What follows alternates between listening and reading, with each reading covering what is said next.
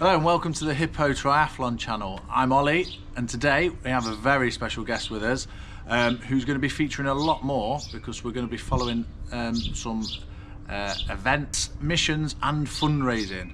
Okay, so we've got James Simpson, right? You may know him from other things such as the Triathlon Dan YouTube channel, the Triple Brutal, the DACA, amongst some of the things, and I'm sure when we speak to him in a second he's going to tell us a lot more about these things. Okay, so firstly, welcome James, and good to have you here. Thank you. Yeah, you might know me from other videos like Have I Told You About the Time which seems to be my catchphrase. Yes, thanks to Triathlon Dan. Yeah, so 10 big was the main. Yeah. I did the video for Dan when he did Ironman Wales 1 year, and obviously I was just messing about because I don't like to do things very seriously, and so some of his YouTube subscribers liked it. And then he was good enough to do a video of my event last year, which was a DACA triathlon, so an Ironman a day for 10 consecutive days, and he did a really good video that you can see online. And then this year I've got some more challenges ahead of me, and you've agreed to do some videos. Thank you very much, Ollie. Yeah, a spoiler, if you're going to go and watch the DACA stuff, James wins. but I do manage to look terrible while doing it, so it's entertaining. But the common denominator in all these events that you do is fundraising. It wasn't to start with, to be fair. I mean, the main common denominator is that they're long and slow, because I realised pretty quickly in my triathlon career that I'm not the quickest. So they start to get longer and slower. And it was only really when I got to the really long stuff like the DACA last year that I was looking for additional motivation, and somebody suggested that fundraising might be something that would give me more motivation. And what happened was it was so successful that it became almost the most important part of it, and that's led me to plan other events to raise money for my local community again, which is Alfreton, so a town just near where you live. So yeah, everything going forward now that I do will be to raise money for youth activities in my hometown of Alfreton. Okay, so with that being in mind then, so what is the next event? We might as well push straight into okay, so 14th to the 18th of July this year, 2023, I'm going to be doing an Ironman a day for 5 consecutive days, but indoors.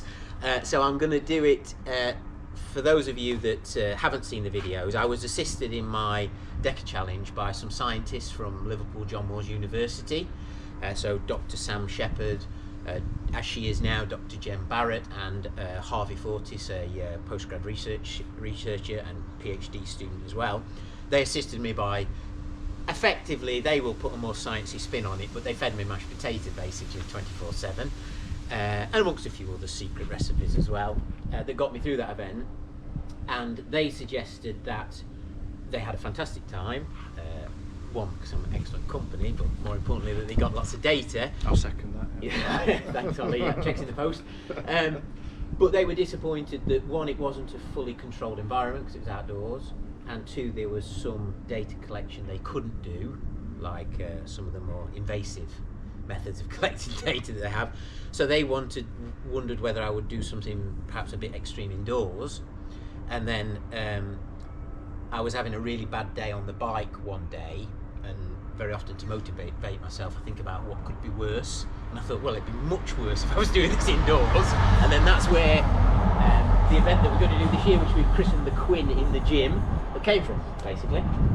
So obviously Sam, he's part of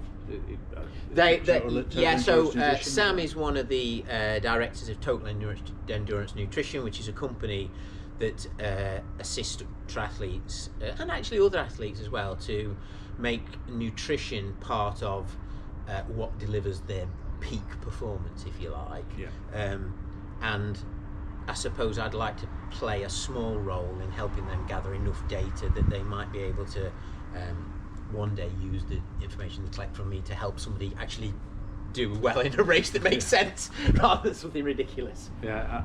They're pretty good. I'll link to them in the description, but I've not really had much to do with them at all, but I do send them terrible questions on Instagram, and they always reply with a really great answer. I'm terrible. For me, I mean, people who know me, and maybe if you watch the videos on that are kicking about on YouTube, I'm not the most sciencey of athletes, but for me the most important thing is that they were nice people, and I could see that their heart was in it. Their heart was in get me to the end and get me to perform well. But by mixing with them, what I've learned is that obviously sports science needs data, and every single study that you read says that, you know, in 1983 we did a study of 10 fit amateur cyclists, and everything is old. And so I kind of like the idea of maybe playing a small part in furthering their studies, which obviously might lead to somebody perhaps a bit more consequential doing something a bit more consequential than I do, but at least I will have played a part in it. So, and plus I like mixing with nice people, so doing these events gets me to mix with people that I like yourself and Sam and Jen and Harvey. I won't bother transferring that money to you've paid me already. Yeah, so that's the plan. So 5 Ironmen indoors. So the gist is it's going to be a pool swim, and then it's going to be turbo in the laboratory, and it's going to be a treadmill run, which I'm particularly looking forward to. And all that is going to be done while hooked up to respirators, and they're going to be taking muscle biopsies during, so that's going to be fun to watch. Anybody who likes to see me suffer will enjoy that, I think. I think anybody that's done any form of cycle training or triathlon training will understand how tough this event is definitely going to be. Like cycling indoors is horrendous. It is. Just even shorter times, like if you're just doing an hour and a half, pushing past 2 hours, it can be mind-numbing. Running on a treadmill for a few hours is mind-numbing. Pool, not too bad. I think a lot of people will swim in the pool all day, but I think 5 days in a row of a 3.9k is I kid myself on by reminding myself that it's only half the distance that I did last year. Yeah. But in my heart of hearts, I'm absolutely convinced that I think it'll be harder. I'm in total agreement with you, actually. Yeah. Like I've talked to a few people about this, and personally, I would personally go and do a DACA than ride for 5 days indoors or run indoors, because I think mentally that's harder to have. Obviously, you're going to have people around you, and they're going to be constant. I think you'll have some sort of mental reprieve, but you won't. Like, I think riding outside on a bike, you see things. Yeah. There's a lot going on, and you focus on stuff. Same with running and swimming out in a lake and things like that. There's a lot more things to keep your mind occupied doing other things to take you away from what you're actually doing. Whereas indoors, you stare at a white wall and you're going to be like... Well, Harvey messaged me the other day, and he was doing some testing with another athlete at the laboratory, and he was saying that he'd found me a lovely white room to do nothing. So, I mean, I suppose that's one of the factors that frightens me the most, obviously. But it is also one of the things that motivates me the most. So I kind of like the idea that I don't know how it's going to feel to do it, and obviously I tend to do these things to find out how they feel when you're doing them. So although I'm apprehensive about it, that is part of the thing, I think, part of the attraction, maybe. Yeah. Like I say, part of this come around from when I was cycling on the DACA in a particularly bad day. It was thinking, what could be worse than this? And cycling indoors was the answer. Yeah. So let's have a go. But I think that leads nicely into sort of some of the things that got you, or that I thought from watching the videos myself, that got you around sort of the DACA was the support you had there helping you. Yeah. And I know that we're going to have a lot of the familiar characters from their videos helping you with that. So they're going to be key in this one, I think, for the morale. Yeah. Obviously, you've got your brother. So my brother Ash supports me all the time. He's probably just going to pop up, I think, for a day. He's not going to be there a long time. One, because he knows I'm safe, because I'm actually in the laboratory. So I think that helps. But the moment that I said what I was going to do, my friend Matt, who, basically he just said, I'll be there for the full 5 days. And then obviously, the friends that I met on the DACA, so Sam, and Jen and Harvey, who were there for quite a long time, one of the most striking things about doing that was that not only were they obviously crunching the numbers and giving me the nutrition that I needed to complete it, but I could tell that they had compassion for how I was, and so we ended up becoming friends. And so yeah, my friends are going to be there, so that helps. Absolutely. Learn from all of the events that I've done. You can't do it. Well, I can't do it without people there. No. You won't know this yet, but I'm sure you'll find out. The support crew is, I mean, it's an incredibly difficult job, because you have certain tasks to do to help me, you know, feed me, water me, fix my bike, that sort of thing. But also as well,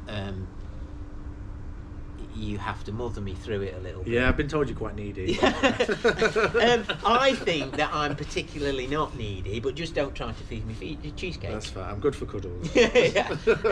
No, I mean, it's just that it's easier when you're not doing it on your own, isn't it? You know, it's like anything. Support wise, in the sense of obviously you're wearing a Newsest t-shirt, and I know they're helping with sponsoring you in this. Who else have we got on board? Obviously, you mentioned the university as well. Yeah, so John Moore. Yeah, so we've got Liverpool John Moore University, who have been good enough to fund the study. So that helps me out, as in being able to do it. So the pool hire, the cost of the laboratory testing and things like that, which gives us all an excuse to do it, doesn't it, I guess? So that's great. Also, my local running shop, Derby Runner at Spondon, they're always helping me out. So they'll help me out with some discounts from trainers, or some training advice, or for instance, running on the treadmill. I wasn't sure, because I don't do a lot of treadmill running. Well, I do now, but I didn't do a lot of treadmill running. I didn't know what sort of trainers to use, so they enabled me. They got me to visit the shop. Newsest are a company that make protein products and nutritional products.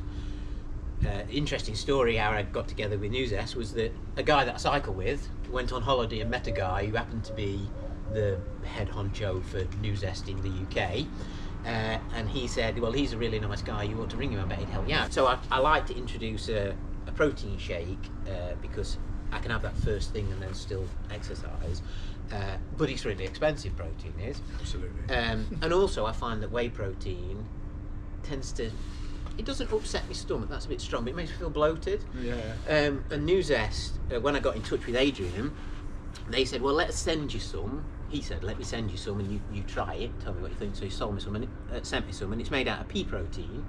I'm not vegan, but it's made out of pea protein, and it's just really easy to digest. It's not mega high in protein, it's like 19 grams per serving, but it's easy to digest and I like it. And they do a nutritional supplement that has micronutrients in, which I know is difficult to get enough of in a Western diet, so I add that to it. And I liked it, and he said, well, I'd like to send you some to do your event. I said, well, I'm not a big time YouTube influencer like Ollie or anything like that. And he said, well, that's not really the point, I don't really care, I'd just like you to have it to be able to do your event and raise money for charity. So they sent me some, I used it, it was brilliant.